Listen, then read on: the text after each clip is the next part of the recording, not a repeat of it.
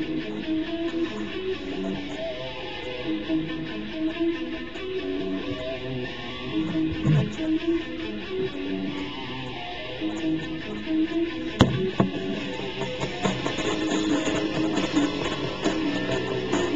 watching KC Sports Talk with Sergeant King, 6.5 miles southeast of the Kansas City Airport, northernmost part of Kansas City. Got 4 topics I want to talk about. I want to talk about Scott Pioli's recent comments on Matt Cassel, starting quarterback for the Kansas City Chiefs, giving his approval, basically saying that he believes he's a very good quarterback. I want to talk Scott Pioli in general. Third, I want to talk what the Chiefs need in my eyes. All right, and then I want to talk a little bit of Peyton Manning. First off, let's talk about Scott Pioli on Matt Cassel. About a week and a half ago on the radio, Scott Pioli basically endorsed Matt Cassel as the quarterback. Now, going into the 2012 season, a lot of us recently had probably hoped that without Matt Cassel, we had saw that basically any quarterback could come in here and do the same thing. A lot of us, after Kyle Orton's first game, jumped on that bandwagon quickly. Following his second game, a lot of us, a good portion of that group jumped back off. But Scott Pioli generally endorsing Matt Cassel as the quarterback is a cause of concern, because it reminds me of a politician, someone who will say one thing but actually know the other. He should know that Matt Cassel is the only starting quarterback in the National Football, actually the only quarterback in the history of the National Football League to start an NFL game who has never started in college. What does that mean? That means Matt Cassel's primary weakness. He didn't get that development of going up to the line of scrimmage, reading a defense, having an idea of what that defense was going to do, making the adjustment at the line of scrimmage.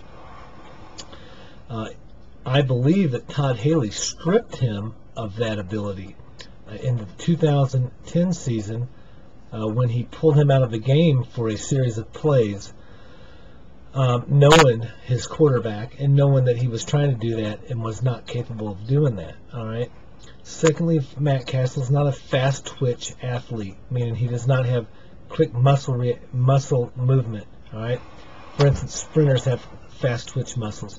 A quarterback like Aaron Rodgers, a Peyton Manning, even though he's not fast of feet, he has a quick release. Those are fast twitch muscle quarterbacks. Okay.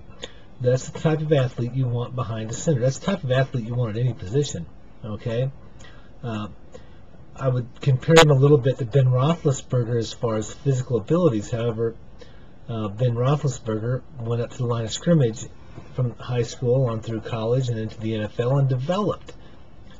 Matt Cassel's development was stunted during college because he didn't get to play as a college quarterback. They talk about his growth was stunted. Well, Matt Cassel's development was stunted, and he's done nothing. The one good sign, again, that I've said before that you can say about Matt Cassel, well, he had a good 2010. He had a good 2010 season because he handed the football off more than any quarterback in the National Football League. When he handed that football off, the Chiefs were very successful. That made defenses game plan around the pass, around the running game of the Chiefs. See if Cassel could do anything. This was in, I believe, the Arizona Cardinals locker room for their defense. Focus on stopping the run. Matt Cassel can't beat you, okay? And he cannot. So, and the last thing on Cassel, and I know I said Pioli's comments on Matt Cassel, because if this guy, your general manager for the Kansas City Chiefs, is supporting Matt Cassel as a quarterback, we're in trouble, all right? But the last thing I wanted to say is on Matt Cassel is that when you hand the ball off more than any quarterback in the National Football League, as he did in 2010, you think about when you played football, as I did, from starting in the second grade. And I played from second grade till I was 20-year-old in college.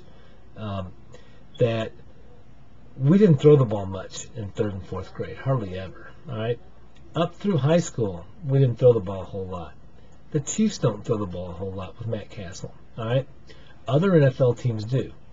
The average passing attempts per game for an NFL quarterback is 31.9 pass attempts per game. That's for the last few years. All right, Matt Cassel's thrown 31 passes 18 times in his NFL career of 51 starts, okay, which is below average in itself, and his team has won 4 of those games, all right? So there's first off, with your own clean, fresh eyes, if you're watching him as a quarterback, you'll probably say he's not pretty good.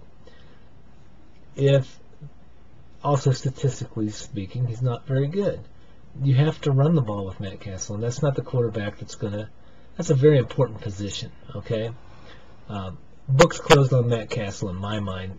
No one convinced me otherwise. I did want to throw in the fact that when I listen to sports radio, what gets me most excited and aroused is when they bring up Matt Cassel's play, and usually you'll hear this on 610 on the #1 show, What's Right with Nick Wright, because his show, they don't take money from the Chiefs. 810, if you turn to 810, you're not going to hear anything bad about Cassel, all right? And Bob Fesco in the morning on 610, he's trying to brown nose with the Chiefs, I think. But Nick and Danny Parkins will tell you like it is. The guy has no skills and talent.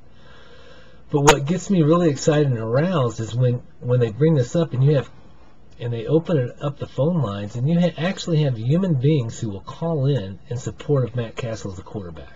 Okay, that gets me excited. All right, Scott Pioli in general, we may have been sold a bag of bad goods. Scott Pioli, we thought as Chiefs, when they hired him, as Chiefs fans, we thought that we were getting the general manager or a player personnel director or whatever from the New England Patriots.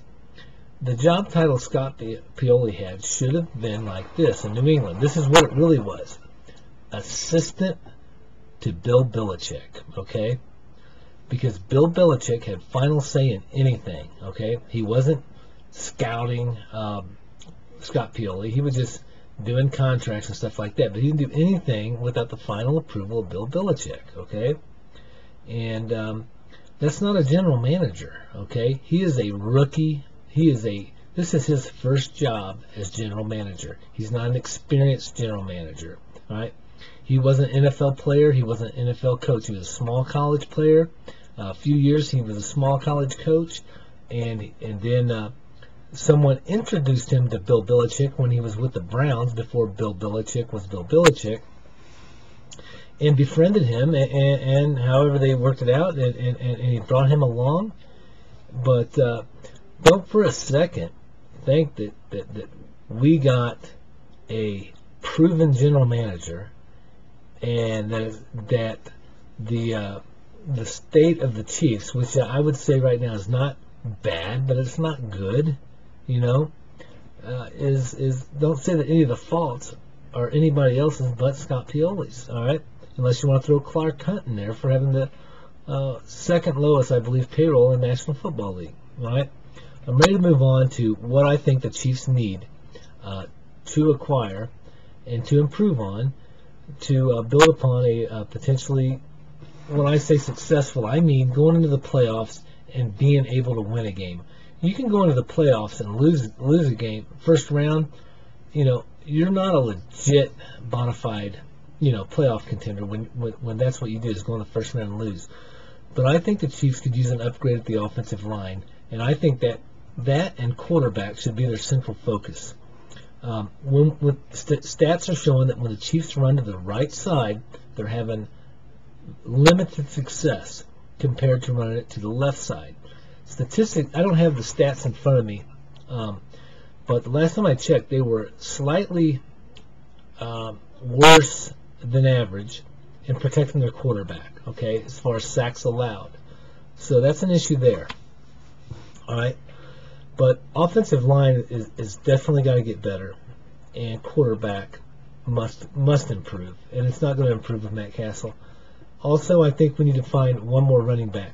We have Jamal Charles, but I wouldn't think that Jamal Charles is going to be that running back that he was in 2010, 2009, due to the ACL surgery. Jamal Charles' best weapon that he possesses is his speed, and coming off an ACL surgery, hard to recapture that speed. Okay, basically almost impossible to recapture that speed.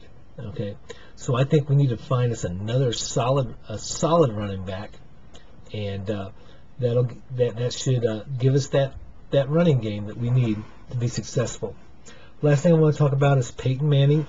He is owed $28 million in about 4 weeks from now, or he has to be cut.